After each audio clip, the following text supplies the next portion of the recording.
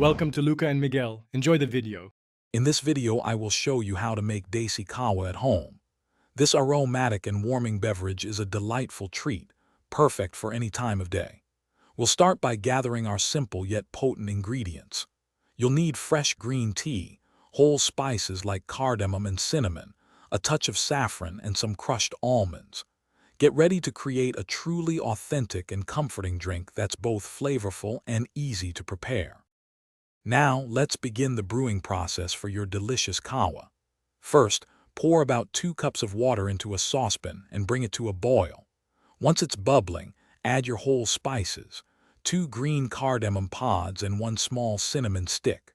Allow these fragrant spices to simmer gently in the water for approximately 2 minutes.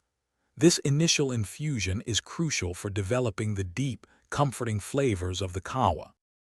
After the spices have infused, it's time to add the star ingredient.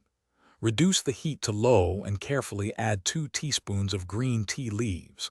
Stir the mixture gently and allow it to simmer for about 3 more minutes.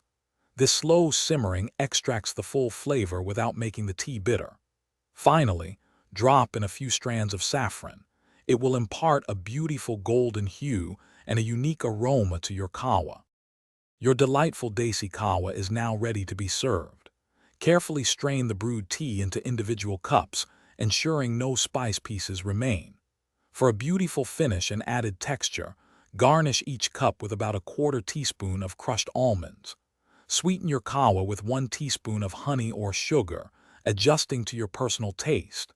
Sip and savor this warm, aromatic beverage, known for its comforting and soothing properties. Thanks for watching and please subscribe. It's the best investment you'll ever make.